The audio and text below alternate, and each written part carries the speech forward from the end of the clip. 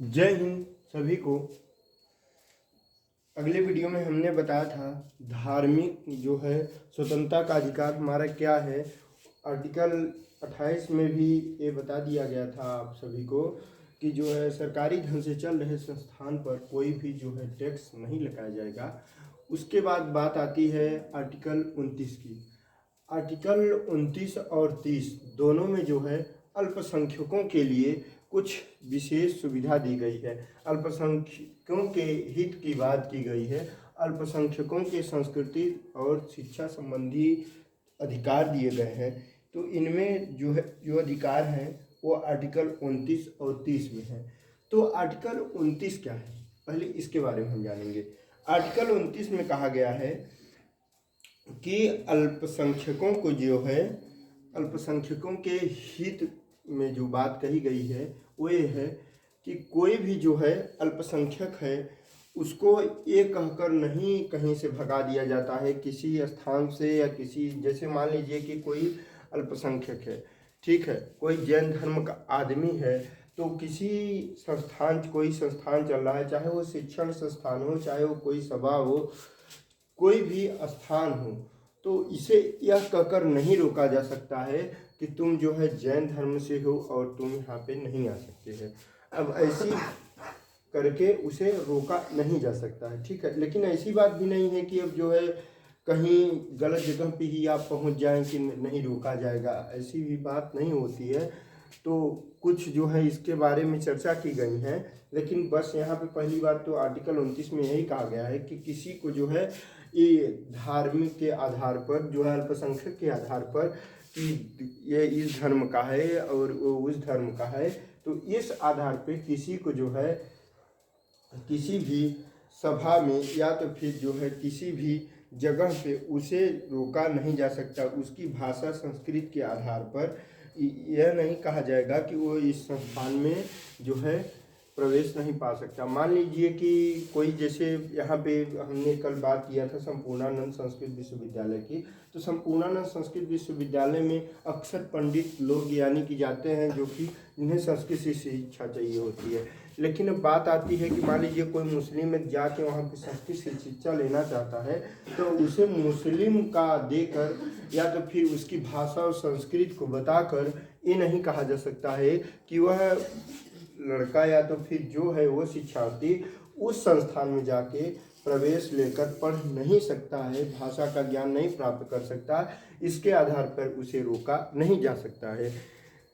ये बात आर्टिकल 29 में कही गई है। उसके बाद फिर बात आती है आर्टिकल 30 की।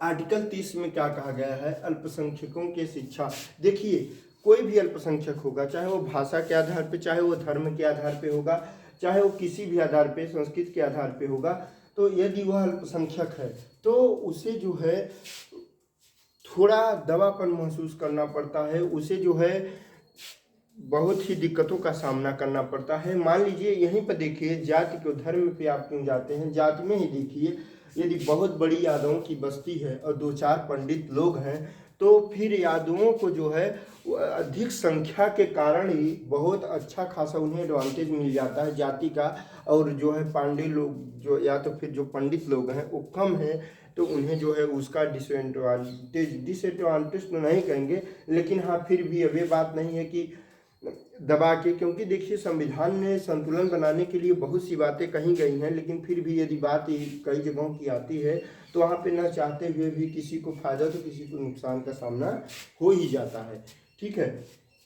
तो आप समझ ही रहे होंगे कि किस प्रकार से जो है फायदा या नुकसान पहुंच जाता है, जो कि जैसे कि मान लीजिए जात के ही आधार पे जो, अब मान लीजिए कि बहुत ही पंडित लोग किसी जगह पे रह रहे हैं और वहाँ पे एक आध दो घर छोटी कास्ट के या फिर किसी भी कास्ट के रह रहे होंगे, या तो फिर मुस्लिम ही समुदाय के लोग रह रहे होंगे, तो वहाँ पे पांडवों का जो है एक प्रकार से कहा जाता है कि वर्चस्व चलता है, और दूसरे जो बिरादरी के लोग हैं उन पर थोड़ा जो है, हमें नहीं कहेंगे जो उनको जाके पीट के चले आते हैं, लेकिन हाँ उन थोड़ा ये लोग जो है अपने को सरदार ही समझने लगते हैं उस जगह का।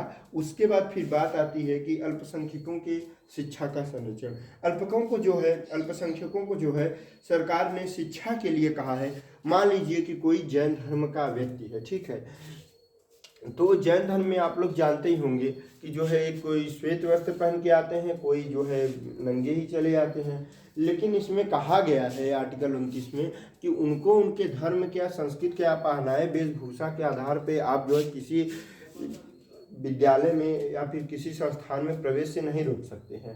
वो बात तो ठीक है, लेकिन अब पता चला कि वो चले आए और पूरी क्लास के लड़के उन्हें ही देख रहे हैं, ठीक है। तो इस स्थिति में क्या होगा कि वो पढ़ नहीं पाएगा, वो खुद ही शर्मिंदगी महसूस करेगा, बगल वाले बच्चे जो है उसे परेशान करते रहेंगे।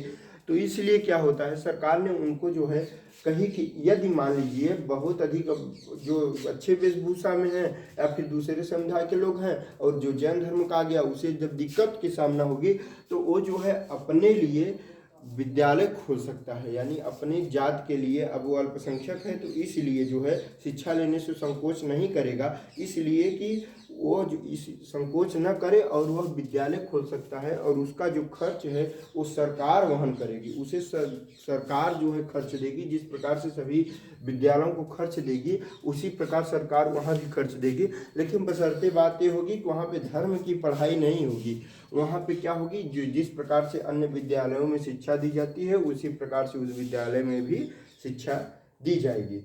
उसके बाद बात आती है आर्टिकल 31 की। आर्टिकल 31 में क्या कहा गया, आर्टिकल 31 में कहा गया है, आर्टिकल 31 में इसमें जो है पैतृक धन की चर्चा की गई है। इसमें क्या की गई है, पैतृक संपत्ति की चर्चा की गई है। और ये जो है मूल अधिकार था, लेकिन जो है बहुत ही अधिक दिक्कतों का सामना करना पड़ता था। जैसे सरकार को भी बहुत सारे कंस्ट्रक्शन करते हुए, कहीं रेल की पटरी बिछाना हुआ, कहीं सड़क बिछाना हुआ, तो कहीं बहुत से कार्य उसको करने हुए, और मूल अधिकार को तो सरकार नहीं छीन सकती। तो इस कारण से उसको डिसाइड किया गया कि जो है इसे 44वें संशोधन के तहत जो है आर्टिकल 31 से हटाकर 300 के कम में जो है जोड़ दिया गया। अनुच्छेद आर्टिकल 31 को जो है कहाँ जोड़ दिया गया, 300 के कम में जोड़ दिया गया। 300 के कम में 44वां संविधान संशोधन के तहत इसको जो है 300 के कम में जोड़ दिया गया। 44वां संविधान संशोधन कब किया गया था, 1978 में किया गया था। 1978 में 44वां संविधान संशोधन किया गया और जो है इसे कानूनी अधिकार बना दिया गया। 300 कम में भेजकर इसे कानूनी अधिकार बना दिया गया। अब ये पैतृक अधिकार नहीं रहा। इस वीडियो में बस इतना ही, फिर मिलेंगे अगले वीडियो में। धन्यवाद दोस्तों।